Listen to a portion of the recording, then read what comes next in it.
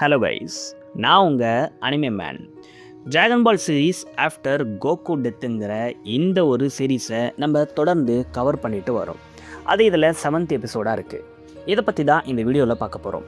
அதுக்கு முன்னாடி நம்ம சேனலுக்கு சப்ஸ்கிரைப் பண்ணிவிட்டு அப்படியே அந்த லைக் பட்டனையும் தட்டி விட்டுருங்க.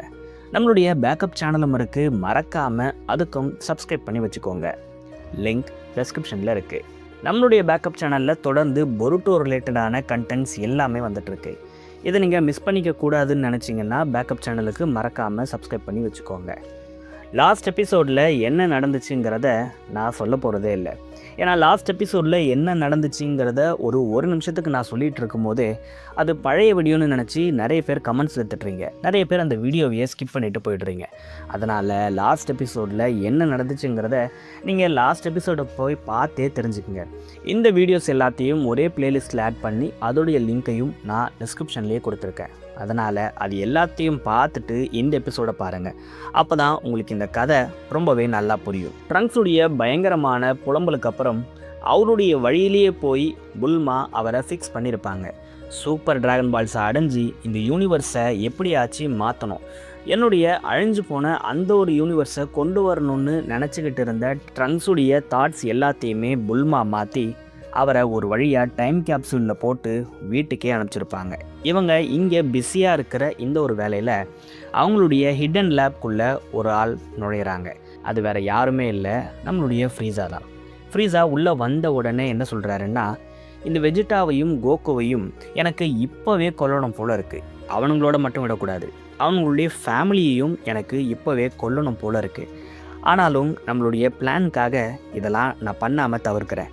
சரி, வந்துட்டோம், நம்மளுடைய வேலையை ஸ்டார்ட் பண்ணுவோம் அப்படின்னு சொல்லிட்டு அந்த டிராகன் பால்ஸ் கிட்ட பார்த்தா அங்கே அந்த டிராகன் பால்ஸ் எல்லாமே ஒரு குளோப் மாதிரியான ஒரு விஷயத்துக்குள்ளே வைக்கப்பட்டிருக்கு. இதை பார்த்த ஃப்ரீஸா புல்மாவை பாராட்டுறாரு. உண்மையாகவே அந்த லேடியுடைய ஒர்க்கை நான் பாராட்டி தான் ஆகணும். இந்தளவுக்கு அவளுக்கு நாலேஜ் இருக்குன்னு நான் எதிர்பார்க்கவே இல்லை அப்படிங்கிற மாதிரி சொல்கிறாரு. சரி, இப்போ நம்மளுடைய பிளானை செயல்படுத்த வேண்டிய நேரம் வந்துடுச்சு.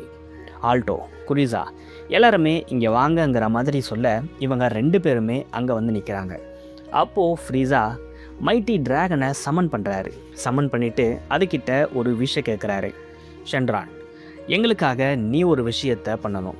ஒரு புது யூனிவர்ஸை நீ க்ரியேட் பண்ணணும். இந்த யூனிவர்ஸுங்கிறது ரொம்பவே பெருசாக இருக்கணும். இந்த ஒரு யூனிவர்ஸில் எந்த ஒரு இன்விசிபிள் காட்ஸும் இருக்கவே கூடாது. இந்த யூனிவர்ஸில் ஆள போகிறது ஒரே ஒருத்தராக தான் இருக்கணும், அது நான் மட்டும்தான் இருக்கணும்.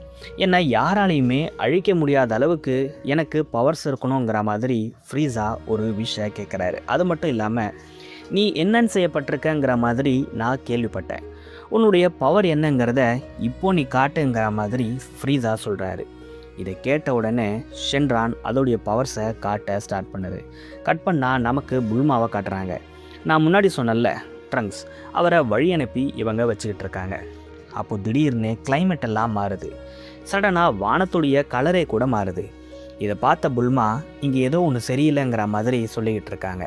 ஷென்ரான், அதை யாரோ சமன் பண்ணியிருக்காங்க, அது யாராக இருக்குங்கிற மாதிரி புல்மா யோசித்து அவங்களுடைய வெஹிக்கிள் எடுத்துக்கிட்டு அந்த ஒரு ஹிடன் லேபுக்கு போக அங்கே வானங்கள் எல்லாமே வேறு ஒரு கலரில் இருக்குது. கிட்டத்தட்ட வானத்தை யாரோ பிளேடு வச்சு கிழிச்ச மாதிரி அங்கங்கே ஓப்பனிங்ஸாக இருக்குது. இதை பார்த்த புல்மாக்கு செம்ம ஷாக். இங்கே என்ன நடக்குதுன்னு உத்து பார்த்தா அங்கே ஷென்ரான் சமன் செய்யப்பட்டிருக்கு. இந்த ஒரு ஷென்ரான் பார்க்குறதுக்கு நார்மலாக இருந்தாலும் இது கிட்டேருந்து வர ஆறா நார்மலாக இல்லை. இது ரொம்பவே டேஞ்சரஸாக இருக்கிற மாதிரி தெரியுதுன்னு புல்மா நினச்சிக்கிட்டு இருக்க இதை வெஜிட்டாவும் நோட் பண்ணுறாரு. இங்கே என்ன நடக்குது, யார் இப்படி பண்ணுறதுங்கிற மாதிரி வெஜிட்டா சொல்ல கோகு ஏதோ ஒரு கெட்டது நம்மளை நோக்கி வந்துக்கிட்டு இருக்குங்கிற மாதிரி சொல்கிறாரு. இப்படி இந்த யூனிவர்ஸ் கிழிக்கப்படுறத கோகு வெஜிட்டா புல்மாவை தாண்டி வேறு பிளானட்டில் வேறு ரெலமில் இருக்கக்கூடிய வீரஸே ஃபீல் பண்ணுறாரு. இது மிகப்பெரிய ஆபத்தை உண்டாக்க போகுது அப்படிங்கிற மாதிரி விஸ்ஸே கூட சொல்கிறாரு. அந்தளவுக்கு இந்த பிரச்சனை ரொம்பவே சிவியராக இருக்குது. வீரஸை தாண்டி வேறு ரெலமில் இருக்கிற பீயிங்ஸால் கூட இந்த ஒரு யூனிவர்ஸுங்கிறது கிழிக்கப்படுறத உணர முடியுது. எல்லாரும் இதை ஷாக் ஆகி பார்த்துக்கிட்டே இருக்கும்போது கோகுக்கு செம டென்ஷன் ஆகுது. வெஜிட்டா, ஷென்ரான் சமன் செய்யப்பட்டிருக்கு, இங்கே என்ன நடக்குதுன்னு நீ தான் சொல்லி ஆகணுங்கிற மாதிரி கேட்குறாரு. அதுக்கு வெஜிட்டா, நான் தான் சொல்லி ஆகணுமா, எனக்கு எப்படி தெரியுங்கிற மாதிரி கேட்குறாரு.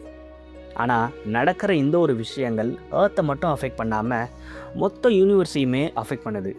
இப்படி ஒரு விஷயத்தை யாரால் பண்ண முடியுங்கிற மாதிரி வெஜிடா கேட்குறாரு.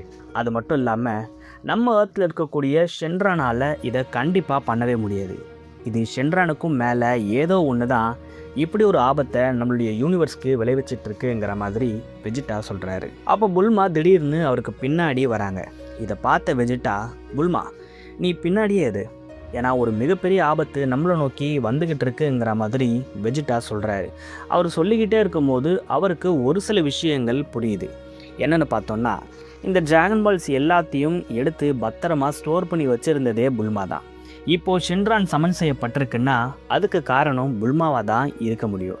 அதனால் இது எல்லாத்துக்கும் புல்மாவுக்கு மட்டும்தான் விடை தெரியும்னு நினச்சி, புல்மா இது எல்லாமே உன்னோட வேலை தானா, நீ உன் மனசில் என்ன நினச்சிக்கிட்டு இருக்கங்கிற மாதிரி கேட்குறாரு. உடனே புல்மா டென்ஷன் ஆகி, என்ன கத்தாத, நான் ஒன்றும் இப்படி ஒரு விஷயத்த பண்ணலை. இந்த டிராகன் பால்ஸை பாதுகாக்கிறதுக்காக தான் நான் ஒரு லேபை ரெடி பண்ணி அதில் இதை ஸ்டோர் பண்ணி வச்சுருந்தேன். ஆனால் எனக்கே தெரியாமல் வேறு யாரோ உள்ளே வந்து இப்படி ஒரு விஷயத்த பண்ணியிருக்காங்க. அது யாருங்கிறத நம்ம கண்டுபிடிச்சே ஆகணுங்கிற மாதிரி புல்மா சொல்ல வெஜிடா செம கடுப்பாகிறாரு. மொத்த ரியாலிட்டியும் இப்போது மாறிக்கிட்டே இருக்குது. இதை பண்ணவன் எவனு தெரியல, அவன் என் கையில் கிடச்சான்னா நான் அவனை சும்மா விட மாட்டேன் அப்படிங்கிற மாதிரி சொல்கிறாரு.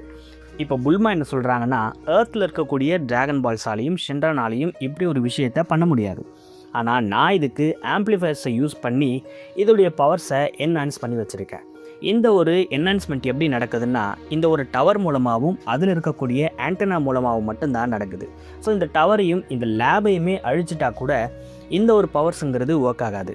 அதனால் உடனே இதை நீங்கள் பண்ணியே ஆகணுங்கிற மாதிரி புல்மா சொல்ல, வெஜிடா என்ன சொல்கிறாருன்னா, கேட்குறாட் நீ அதை கேட்டியா, நம்ம உடனே வேலையை ஸ்டார்ட் பண்ணணுங்கிற மாதிரி சொல்லிவிட்டு 2 பேருமே அவங்களுடைய பவர்ஸை ஆக்டிவேட் பண்ணுறாங்க.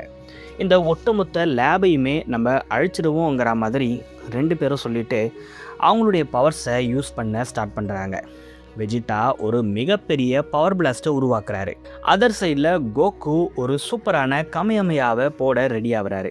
இவங்க 2 பேருமே அவங்களுடைய பவர்ஸை கம்பைன் பண்ணி மொத்த லேபையுமே அப்படியே தரைமட்டமாக்குறாங்க. இப்போ அங்கே லேப் இருந்ததுக்கான தடையமே இல்லை, முழுக்க முழுக்க நெருப்பு மட்டும்தான் இருக்குது. கிட்டத்தட்ட எல்லாமே முடிஞ்சிருச்சுன்னு புல்மா நினைக்க, கோகு என்ன சொல்கிறாருன்னா, இது எதுவுமே முடியல, ஏதோ ஒரு விஷயம் நம்மளை நோக்கி வந்துக்கிட்டு இருக்குங்கிற மாதிரி சொல்கிறாரு. இதை கேட்ட வெஜிடா, ஆமாம் புல்மா நீ பின்னாடியே இரு, ஒரு மிகப்பெரிய ஆபத்து நம்மளை நோக்கி வருதுங்கிற மாதிரி வெஜிடாவும் ஒரு வார்னிங்கை கொடுக்குறாரு. அப்போ தான் அங்கேருந்த நெருப்பு எல்லாமே ஓரளவுக்கு அணையுது. அந்த யூனிவர்ஸ் மொத்தமாக அப்படியே கிழிக்கப்பட்டிருக்கு. எந்த அளவுக்குன்னா, அதுக்குள்ளேருந்து ஒரு பர்சனே வெளியே வர அளவுக்கு அது கிழிஞ்சிருக்கு. இப்போது அதுக்குள்ளேருந்து ஒரு பவர்ஃபுல்லான மான்ஸ்டர் வெளியே வருது. இது வந்தது மட்டும் இல்லாமல் வெஜிடாவையும் கோகுவையும் பார்த்து சிரிக்குது. இதை பார்த்த கோகு, ஏதோ ஒரு மோசமான விஷயம் இப்போது நடக்க போகுதுன்னு சொல்கிறாரு. வெஜிடா என்ன சொல்கிறாருன்னா, கேட்குறாட் நீ எல்லாத்துக்கும் ரெடியாரு, இது என்ன பண்ணுன்னு நமக்கு தெரியாதுன்னு சொல்கிறதுக்குள்ளவே அந்த ஒரு மான்ஸ்டர் ஒரு மிகப்பெரிய பீமை இவங்க 2 பேர் மேலேயும் போடுது. இந்த ஒரு அட்டாக்ல அடி வாங்கின கோகுவும் வெஜிடாவும் அப்படியே சிலையாக நிற்கிறாங்க.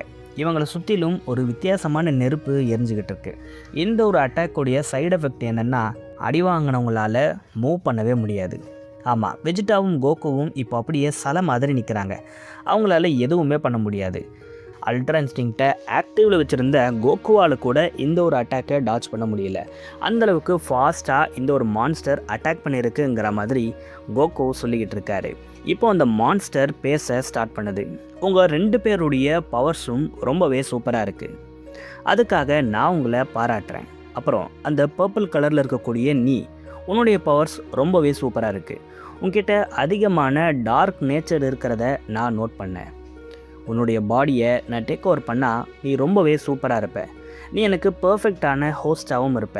அதனால் இப்போவே நான் உன்னை டேக் ஓவர் பண்ண போகிறேங்கிற மாதிரி அந்த ஒரு மான்ஸ்டர் வெஜிடாவை பாயிண்ட் பண்ணி சொல்ல வெஜிடா செம்ம ஷாக் ஆகிறாரு. இதோட இந்த ஒரு எபிசோட் முடியுது. ஃப்ரீஸா கேட்டது ஒரு மிகப்பெரிய யூனிவர்ஸ் தான், ஆனால் அங்கே நடந்தது அது கிடையாது. ஒரு மிகப்பெரிய மான்ஸ்டர் தான் வந்திருக்கு.